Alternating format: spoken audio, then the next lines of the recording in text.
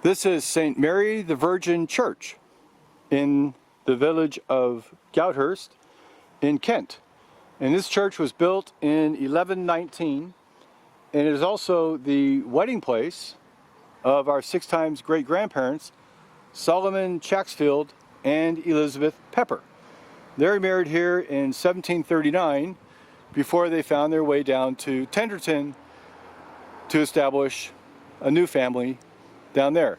Now, Solomon only lived here for about 4, maybe 5 years.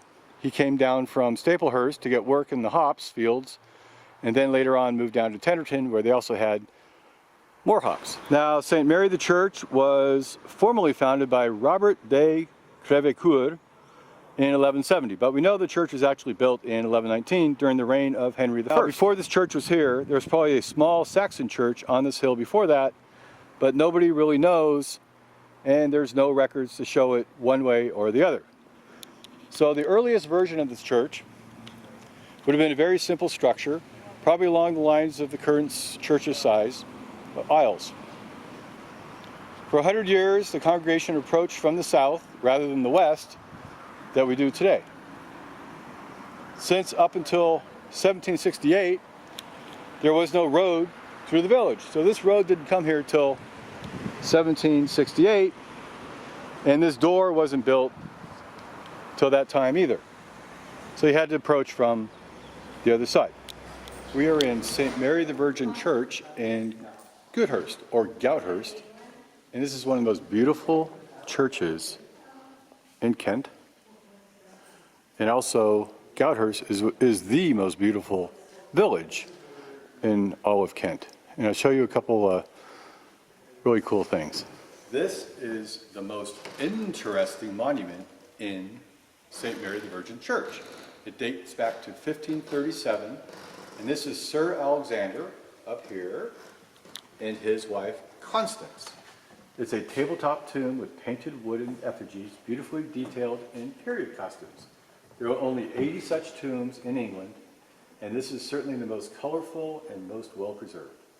Sir Alexander is clad in red and gold surcoat over armor. His wife is in a black dress with a red cloak and an ornate headdress of the style of Queen Elizabeth that she would have worn. Sir Alexander was a knight, and his foundries at Bedgebury cast guns used against the Spanish Armada. So this is the Culpeppers of 1537. And over here it looks like their little dog, Rover. And their dog, Fido. And here on the floor, this is John Bedgebury. And here, this is Walter Culpepper. Now, inside the church where we are, this is the Lady Chapel, and it's also known as the Bedgebury Chapel.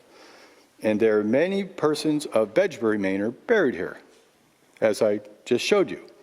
And Bedgebury is the oldest manors, one of the oldest manors in England, dating back to the year 815. John Bedgebury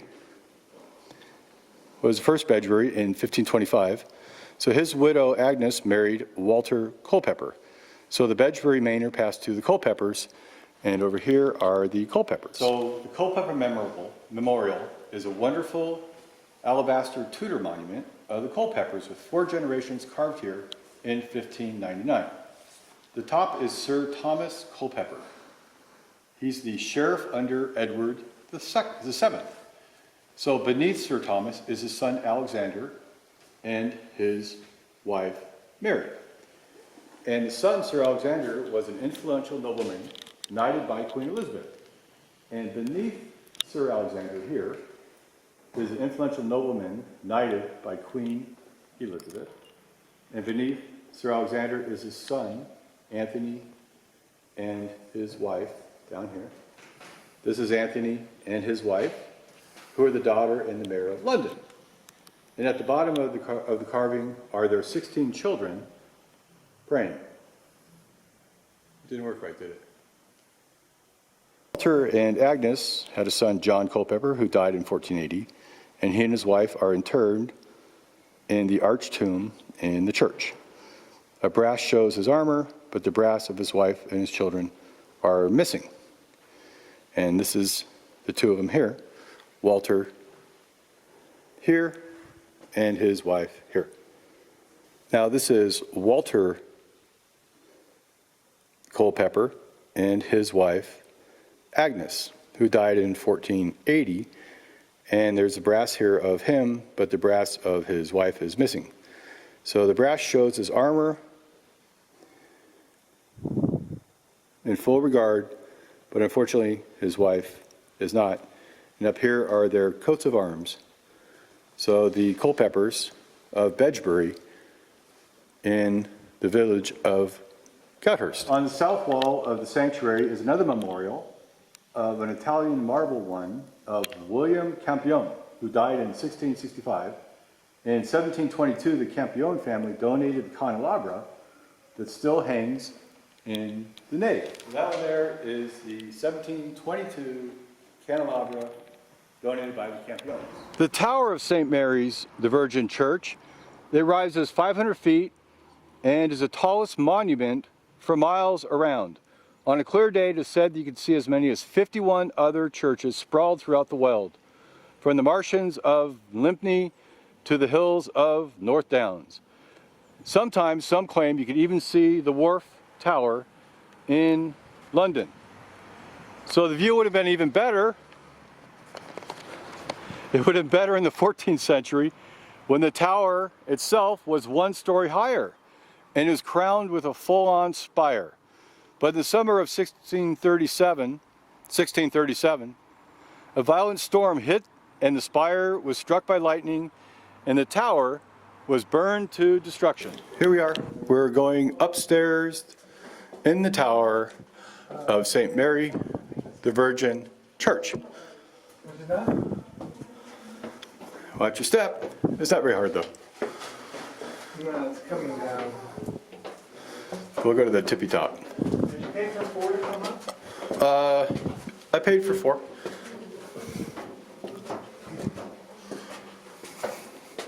Okay, keep going. It's a little bit of a leg burn. Woo! All right, keep going. No, it doesn't open up. Keep going. You sure you hold the rope? Oh, I know. You're gonna phone me. Hold the rope. I got the top. Oh, some more. We're getting there. Holy moly! I found the Empire. Here we are. Huh. Wow. This is one of the most beautiful scenes you'll see in all of Kent. As far as the eye can see.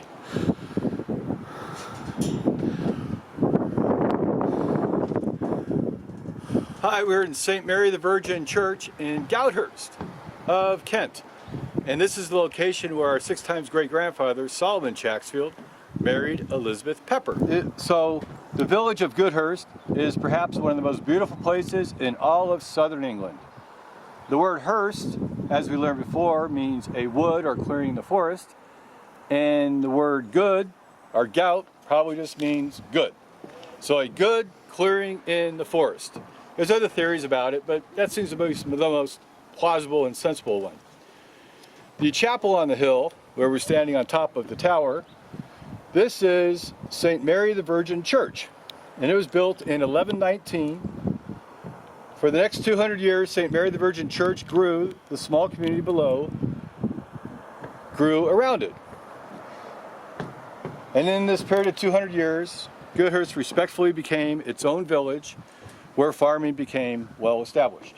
And that takes us up to the 1330s, when the Flemish weavers expanded their broadcloth industry into Kent, including the towns of Staplehurst and Goudhurst. The weaver cottages across from St. Mary's Church date back to the year 1350, as weaving continued for the next 300 years. The Flemings also loved beer. Beer. They didn't like the local English ale, so they established their own hops. And they introduced their own varieties of hops and they started brewing them here in Goudhurst. Became very successful, and the hop gardens flourished pretty much as far as the eye can see across the entire Weld. So all these farms out here, you'll see, they're all hops farms and hops farms and hops farms, and beer and beer and beer. The hops are much better growing beer than using just rye and barley. Here's a row of cypress trees. So in the Tudor area of 1485 to 1603, the Weld here was named the Black Country. In England and all around Goudhurst, there were iron foundries pumping out their black soot.